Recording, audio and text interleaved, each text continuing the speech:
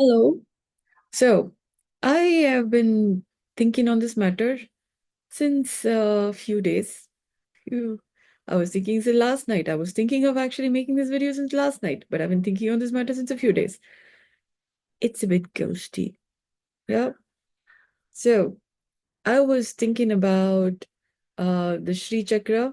Yeah. And then I've been color coding it pink, reddish pink, and then blue, and then yellow. So, 8 dots, 8 lines of reddish pink, 8 lines of blue, 8 lines of yellow.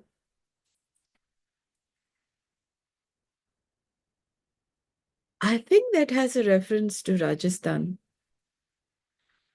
kind of, or rather, it's like this history of mankind, history of mankind, because there are some stories which have been going around since some time. So there's a bit of in that sense, it's a bit of a ghosty story. In the sense, such a big universe, yeah, only one planet Earth that has what it takes to support life. So much of world history, universe history, multiverse history will one way or the other way kind of show up on Earth, because the microcosm is also the reflection of the macrocosm, and the macrocosm is also a reflection of the microcosm. It's like baby taking care of parents and parents taking care of babies, or the family taking care of the baby and baby taking care of the family tree. Yeah. So I was thinking about um, Rajasthan. There's a pink palace, um, Jaipur. Yeah, is where there's a pink palace. Jodhpur is where there is, it's called as a blue city, kind of. There are blue uh, walled, houses painted with blue.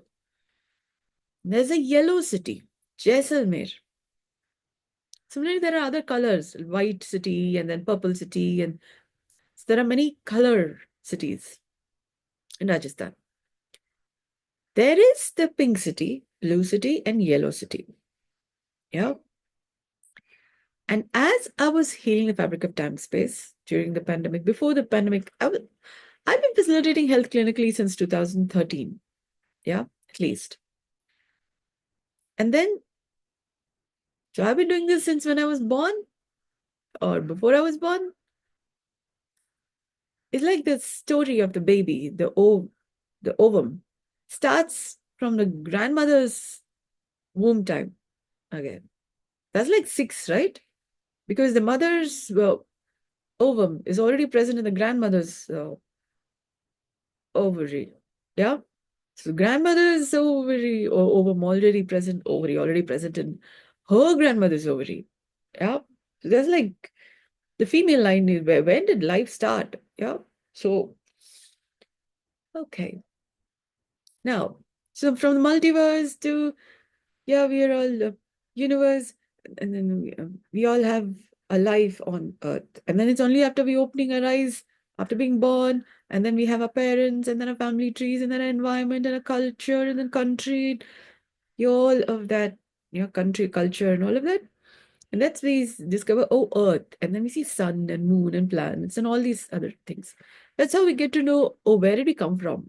Yeah, kind of somewhere out there. Yeah. Now, given that the story keeps it's like this, yeah, it's like we keep our weaves get better as we recognize how are the dots all present, where are the dots present, and how they're connected. Yeah, that's how we discover old solar system, part of the Milky Way galaxy, part of bigger universe, bigger constructs. Yeah, we are yet to discover all of that. Now, why am I saying this is Rajasthan, Jaisalmer has a village, yeah, where Kuldhara Brahmins used to live. Okay, and overnight, 84 villages.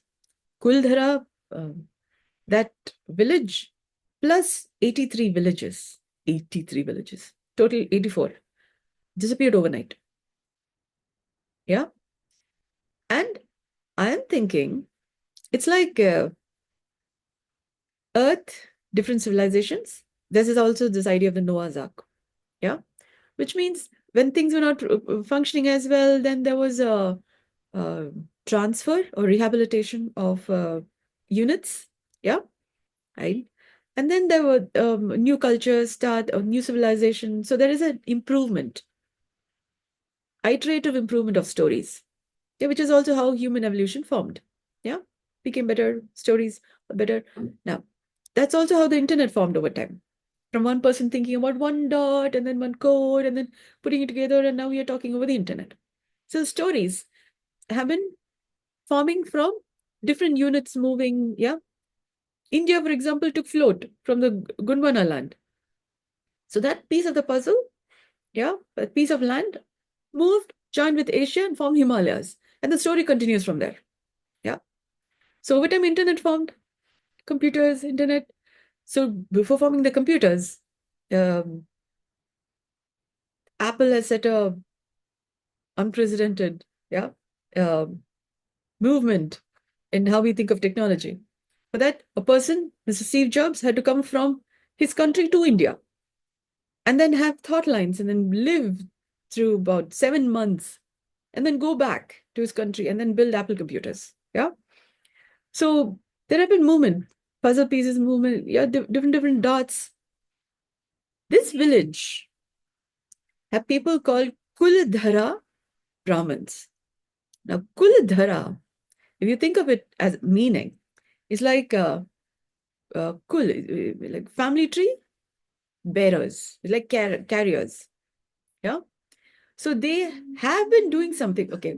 They were indigenous in growing certain crops and in water management systems. Yeah. That's what I read about the village.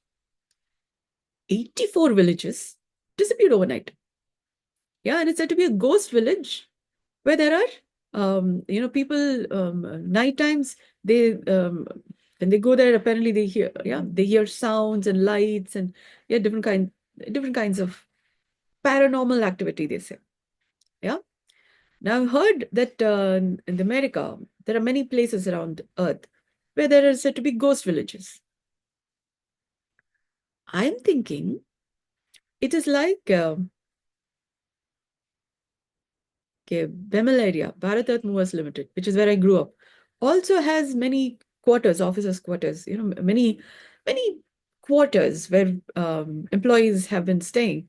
And now, when we kind of have a moment of nostalgia, when you go there, it's like, oh, there is not many people living here. They've all moved to different places, cities, and all of that.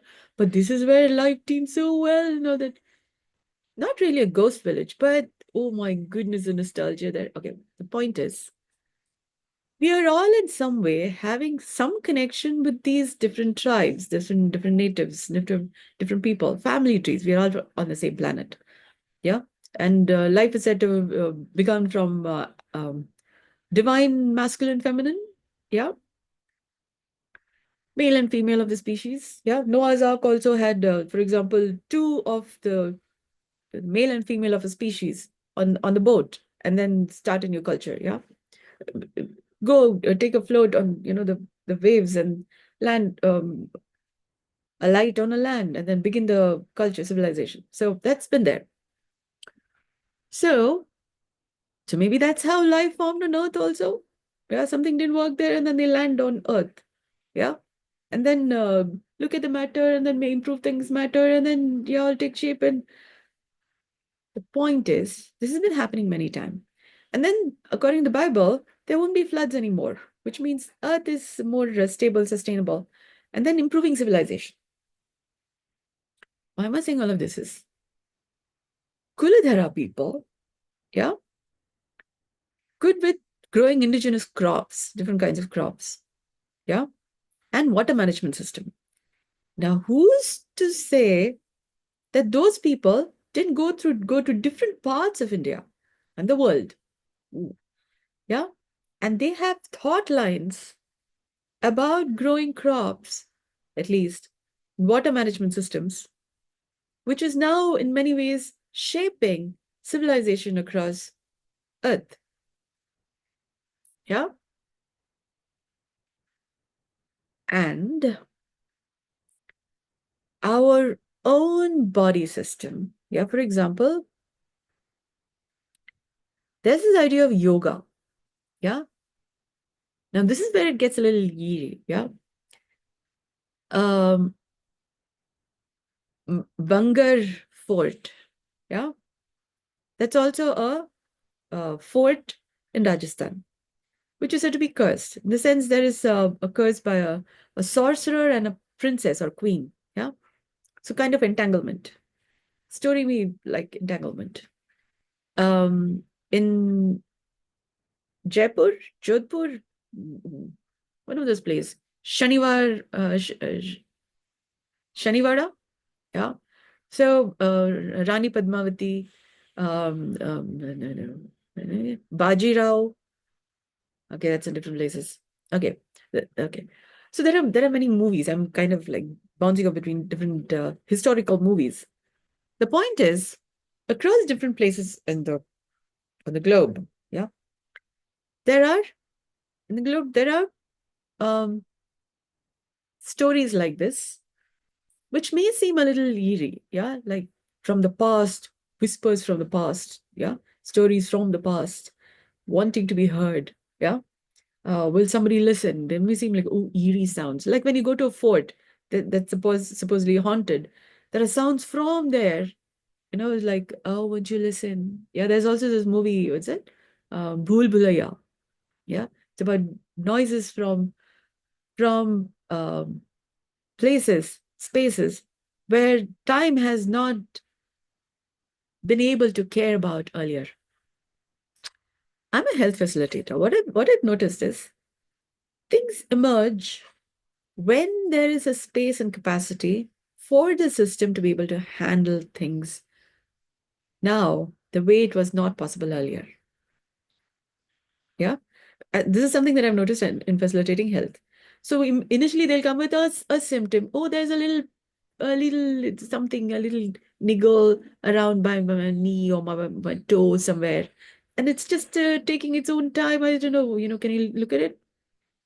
Yeah. And then as you look at it, you see one is connected with another, is connected with another. But you won't get to know all of that. All you see is a little, yeah, there's some strain, something there, and then you work with it. And then you'll notice, oh, shoulder. Okay. And then you're working with the shoulder, improving thing, or elbow. Okay. And then you think heart. Yeah. Then you're working with the intestine. Then you're working with liver. And you're working with head. Yeah. Emotions. Yeah. And then anything past based concerns. Yeah. And then you're having from past lifetimes. Yeah. So slowly. And then I think of family tree. Yeah. So, and then you say one country, there are many countries involved. Yeah. In how this person has come to be born at this point in time, in this family, in this location, in this situation. So this person is a solution for something that's happening across the globe. Yeah. Like, oh, look at this. One is it's a tip of the iceberg, no tip of the solution. So every person is like this. Yeah. So when we take care of ourselves, when we are being gentle, kind, and mindful with ourselves, we are slowly helping everybody become healthy, wealthy, wiser. And this became not a small matter, yeah. I discovered this over time facilitating health clinically, and then I started working on myself to improve my own health. Then I discovered, what, I'm related in so many things. And then I was able to lift lockdowns, yeah, variations of the COVID showing up 3 times as far as I can count. Yeah. So there is an indication that many species of microbes have had a rethink on the matter about the infection concerns. The underlying causes were getting more improved, getting better. And so several spheres of health concerns, life challenges, how people have been functioning has been getting better.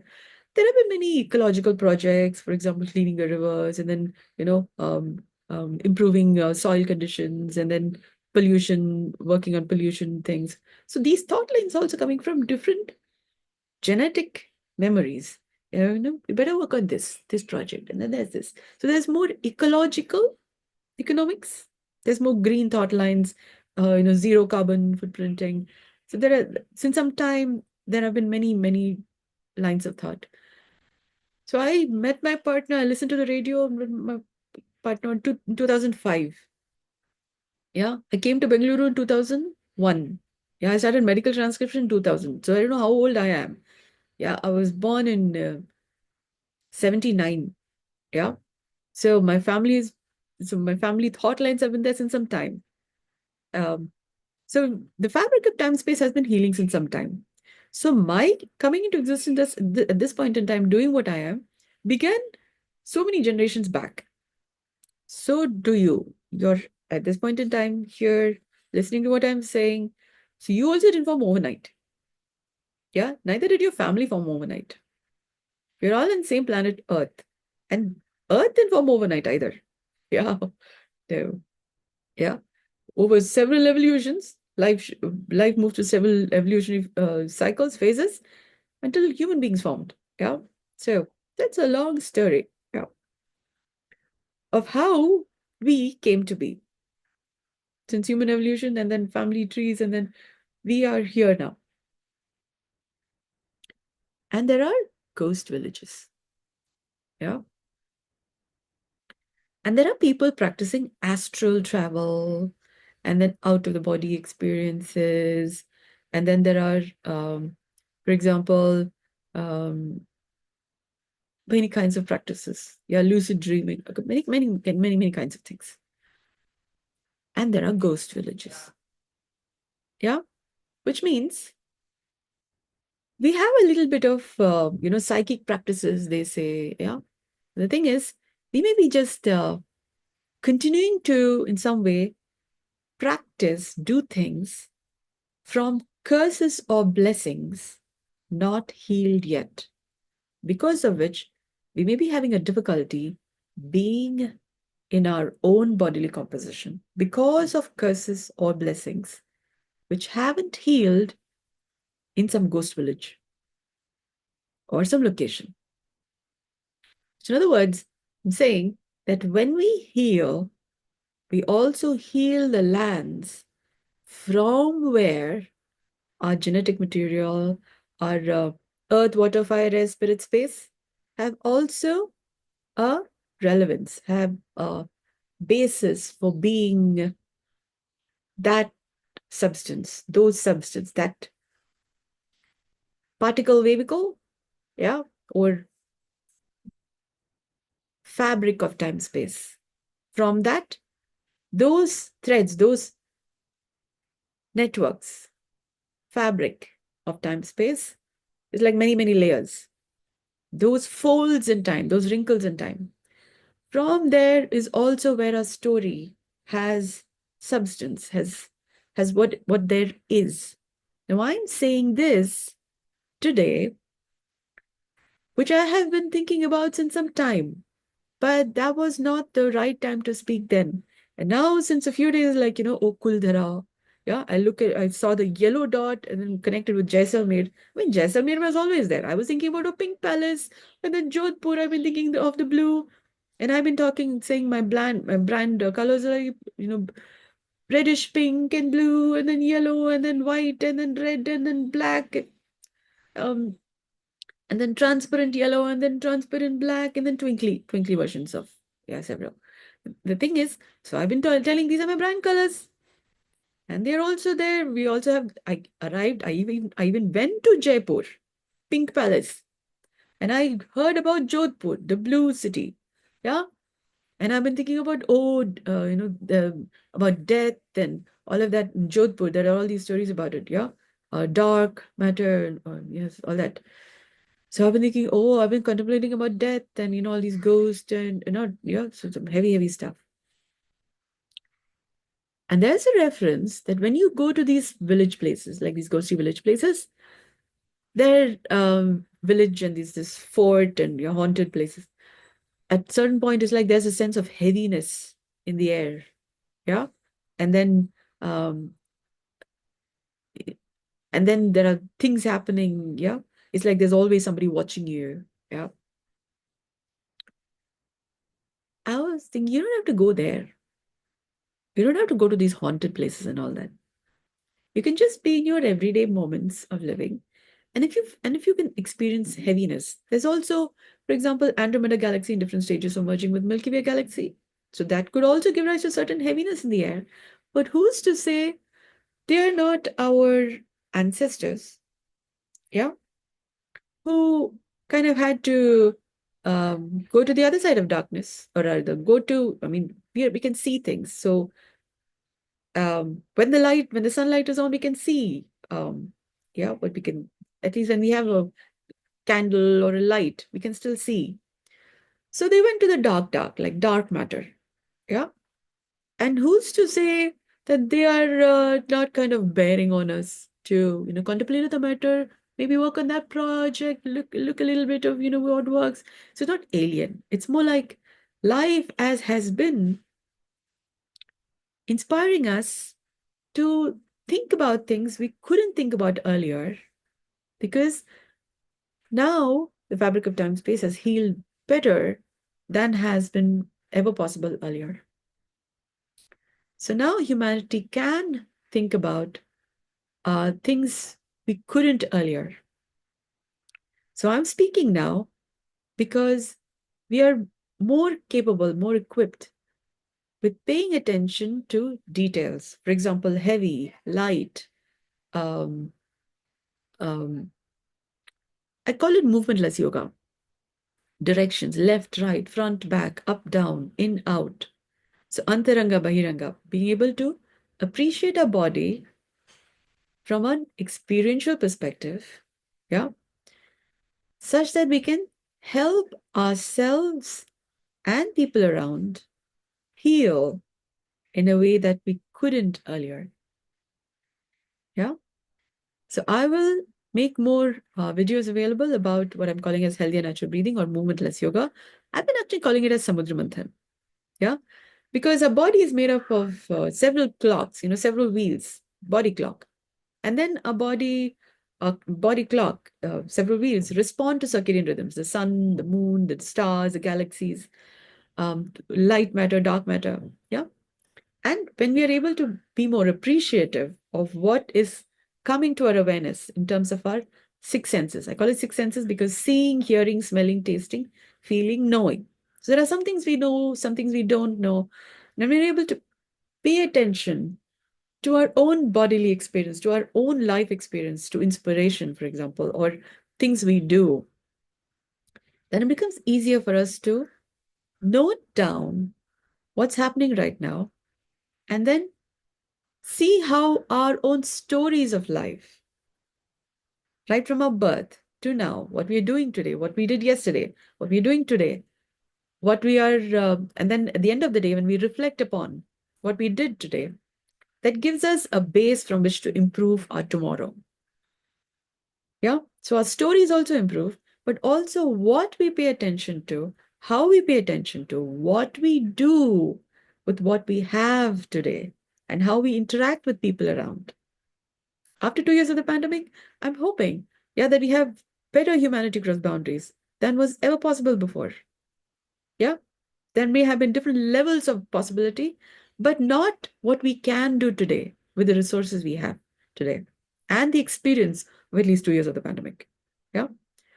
So I invite you to maybe open a OneNote app. Yeah.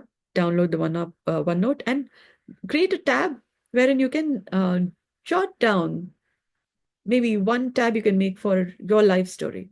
Whatever you can remember about your own life, just put a little bit of headings and jot down, like, for example, primary school, high school, okay, childhood, primary school, high school, college, working, some main headings.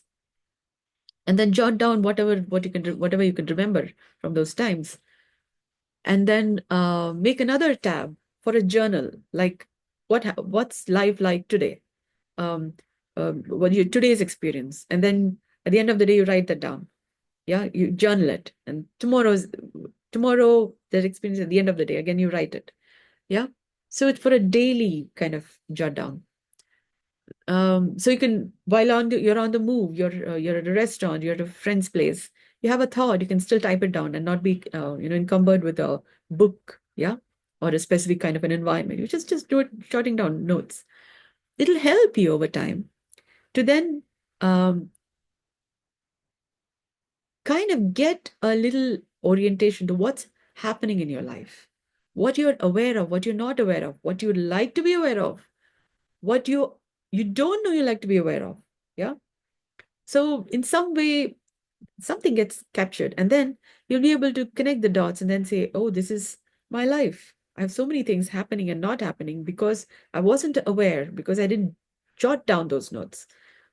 As you heal, as your story improves, as your health, wealth, and wisdom improves, you never know where all life's movements have come, have have moved through, that then gave rise to you, and where all maybe ghost villages may not be ghost villages, because you are already working on healing yourself, and consequently, who knows where all you come from? How deep is your spirit, your earth, water, fire, air, spirit space, from where you have come into existence today? And then doing your stuff, your interest, you're inquiring about one thing or the other thing, and others may not make sense of why are you inquiring into this. But who knows what is the problem you're trying to solve, unless you kind of begin to start noting down. And then you begin to start working through details. I'll be able to help you with the experience that I have over several years, yeah, on how to heal the fabric of time space, how to heal your own life, your own uh, of the people, of life, by life, for life, with life concerns. That then begins to live in life for you, matter and energy. I call it me, and live in life for me, like matter and energy, that is you, people around you, and future generations. We don't know how many levels of, how many layers of the stories become better, healed, improved from you caring enough to do the right things, from you caring enough to take care of yourself, people around you, and future generations. That's also how we have paddy fields. Yeah, like green, very nice, ecological economics, and yeah, very green, all the nice stuff. Yeah. One note, um, that can also kind of interact with a computer or a tablet. So you have a freedom of different devices that you can work with, and you can also keep a notebook, a journal, um, with a diary. Yeah, would have 12 months. So okay, you could kind of make tabs. Like each month, you can name it as one thing. I'll put what you could name those tabs as in the description. Yeah. So then you can start noting down thoughts, your emotions, or different aspects related to that topic in that section of the diary. So over time, as you're just jotting down, you'll be able to see, oh, you have these dreams, these goals, these likes, dislikes. And you begin to start sorting out um, what's happening in different departments of your life. And then they all kind of begin to start coming together like one umbrella under which all of your life has a um, has a becoming substance, yeah, improving substance. So um, that's like the Konark temple, yeah. Um, there's a roof for the Konark temple. So that's like they say the Parabrahma, yeah. So we have four walls of a room, yeah, and the roof and a floor. So we are standing on the floor, yeah, ground, earth, and then four walls. Um, let's just say of the people, by the people, for the people, with the people, which makes our life, the weaves of our life. Or you could say of life, by life, for life, with life. Yeah, four weaves. One way or the other, we have some story, some relationship, something to say about in terms of something to say about life and people and about ourselves and others in terms of these four. The fifth will be, oh, this umbrella, this 12 section. 12 months of a year, yeah, or 12 areas of life, under which all of these um, four concerns, four dimensions of life as a substance. So then it becomes easier for you to look at life. While there are lots of information draining your mercy drops around us are falling, we have the umbrella from which to contain the matter and not get fully drenched. Oh my goodness, what happened? Information overload. Yeah. To information management system. You begin to start managing the information that you have. And over time, life becomes more manageable, beautifuler, you're more sorted out. Who knows in where all villages, where all different places on the globe, the universe, in the multiverse, where all life is healing. Who knows? Yeah, because we sense sometimes, oh, heaviness, and then yeah, Andromeda galaxy in different stages of merging with Milky Way galaxy. Who knows which circles have been seeking for a resolution. Yeah. And now it's seeming like, oh, the big Andromeda galaxy. But how do you know that's not in some way reflecting off of what's already been happening here? For example, the sorcerer and the queen. Yeah, that story is kind of entangled. You say, oh, divine mother, divine father. But here's a male, masculine, feminine. How many such entanglements are there in many places because of which somebody cursed, somebody blessed, and then somebody stuck in, oh, bliss, beautiful. And somebody stuck in, oh my God, my life is this.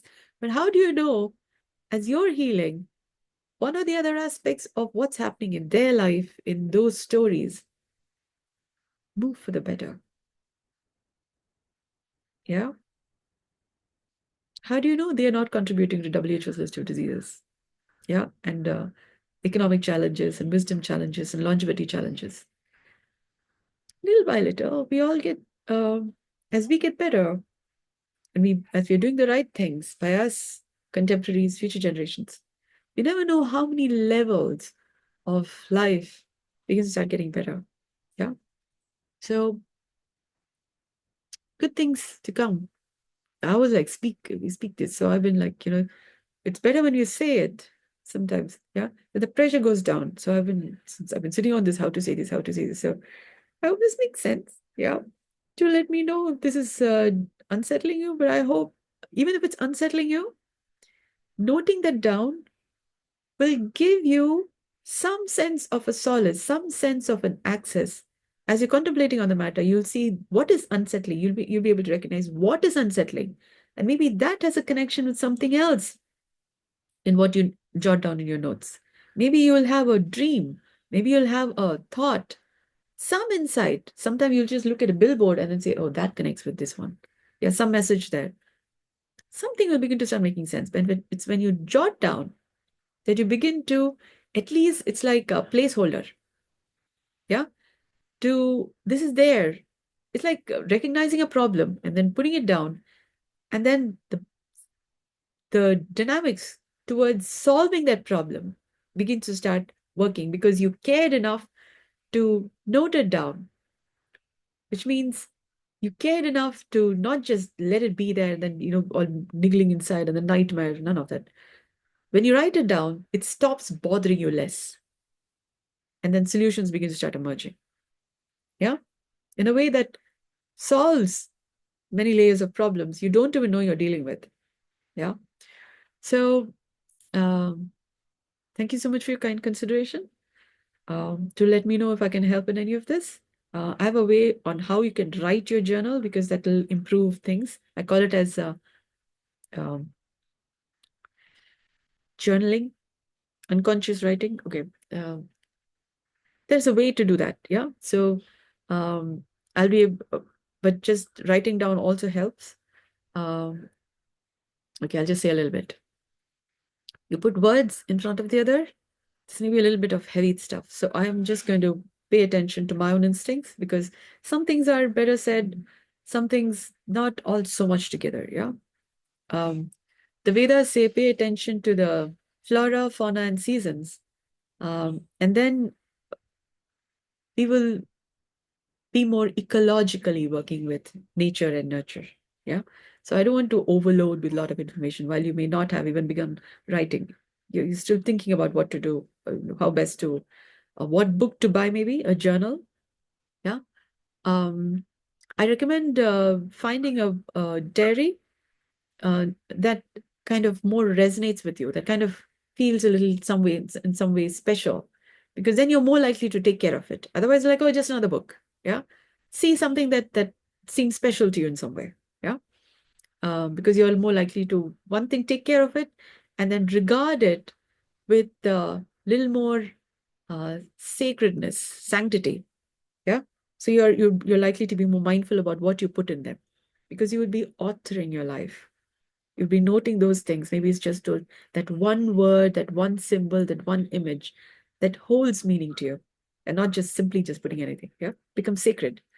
So uh, some form of sacred writing, but you could make it a little too ritualistic and then go into the ballistic of it. Yeah, but instead, if you're just mindful, yeah, about when you're purchasing this diary, then you're more likely to take care of it. But also, how you approach it with the pen you use, or the writing pencil, what you use, and how you write it, you're likely to be more mindful. And that is more important than, oh, sacred writing or sacred book. It's the sanctity with how you approach the movements of your daily activities, and how you write it, yeah, or what you write. Then then that begins to improve the story, improve your relationship with that thing you write with, that book you write on, your what you interact with in life. It could be object, it could be people, it could be subjects, plant, animals. That improves, and that heals the fabric of time space in a way that's been called as mindfulness, awareness, present moment appreciation. It takes some time uh, to over time see the value of this. Yeah. So I hope you would consider on this matter. Thank you so much for your kind attention. Good day.